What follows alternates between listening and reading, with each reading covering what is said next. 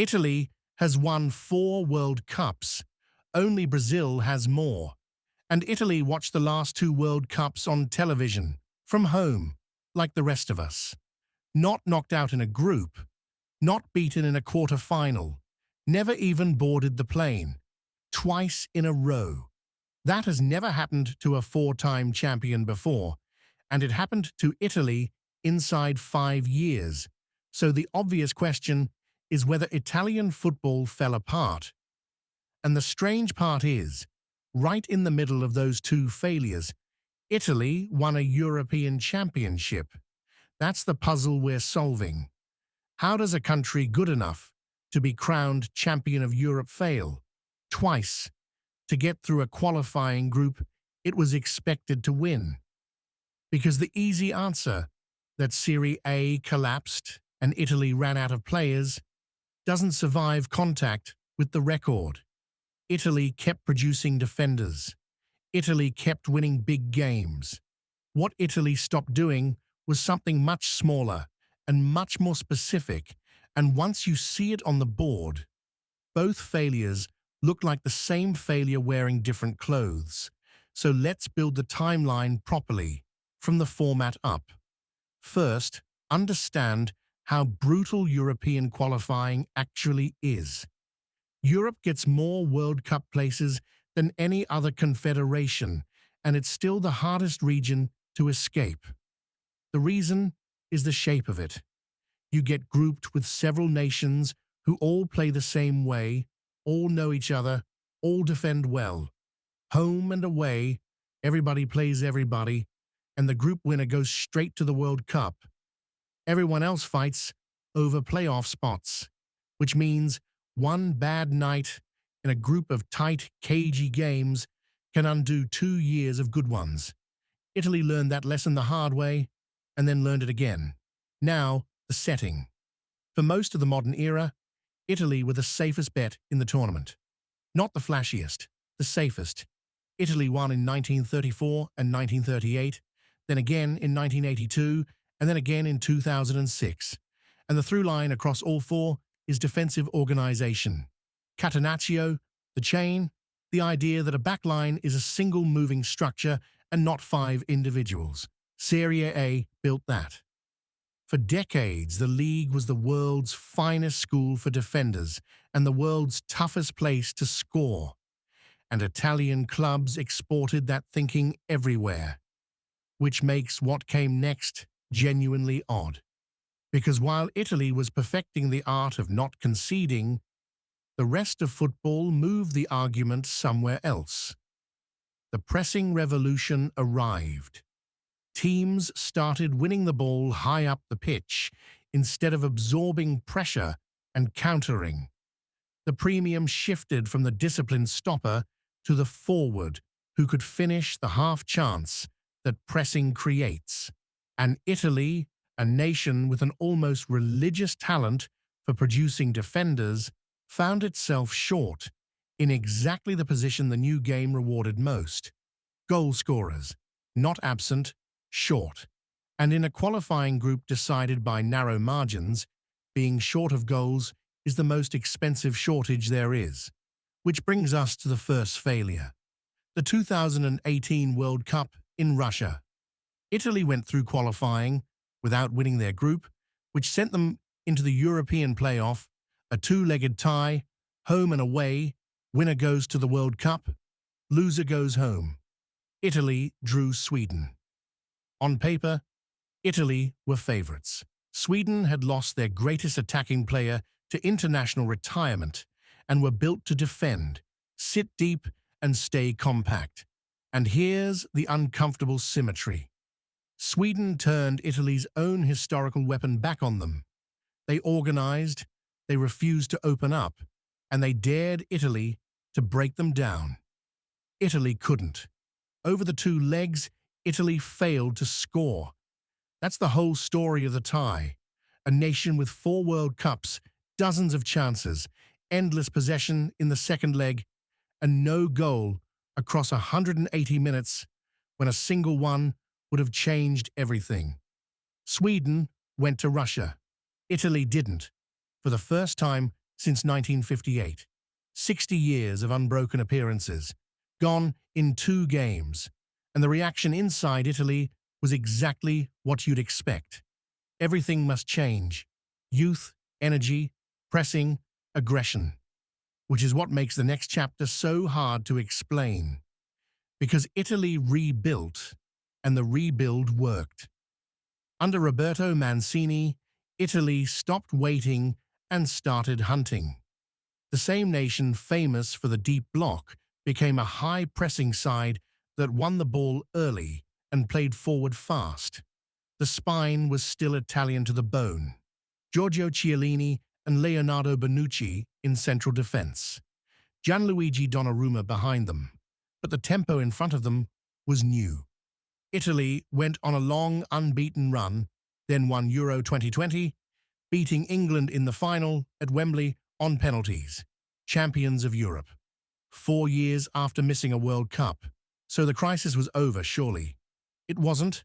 Qualifying for the 2022 World Cup in Qatar started, and the old problem walked straight back in. Italy were hard to beat. Italy were not ruthless. Draws kept stacking up in games Italy dominated, and the 2 meetings with Switzerland became the whole group. Italy failed to win either one.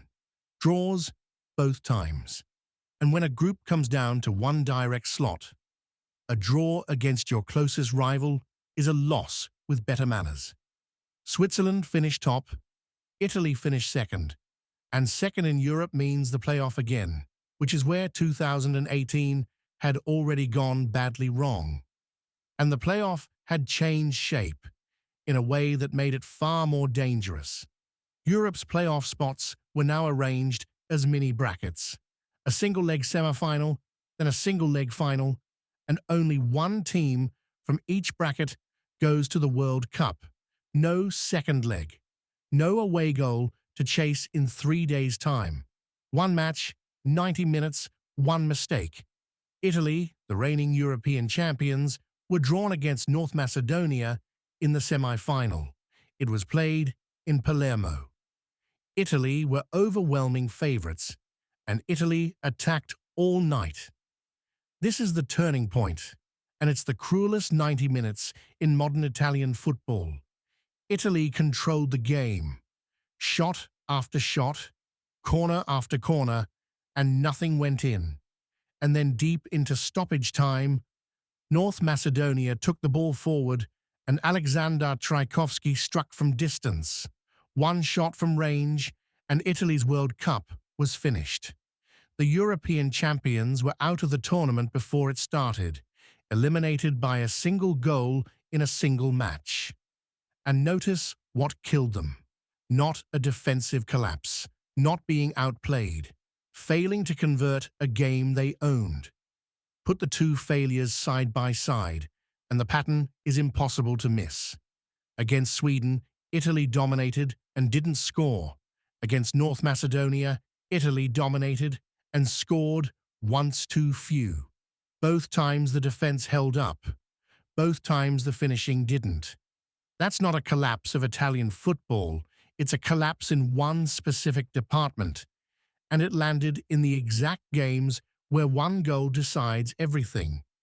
Italy stayed excellent at the thing Italy has always been excellent at, and got caught by the thing the modern game rewards most, which is why the response afterwards is so revealing. Italian football looked inward, and the conversation turned to development, not tactics, pathways. How many minutes young Italian forwards actually get in Serie A, and how many go to players brought in from abroad. Serie A has always been an importer of talent. That's part of what made it great. And it also means a teenage Italian striker is competing for a spot in a league packed with finished, proven international attackers. A defender can grow into that environment. A young goalscorer needs to take shots to become a goalscorer, and shots are what a title-chasing club trusts least to a 19-year-old. So what's the legacy? Italy now owns one of the strangest lines in football history.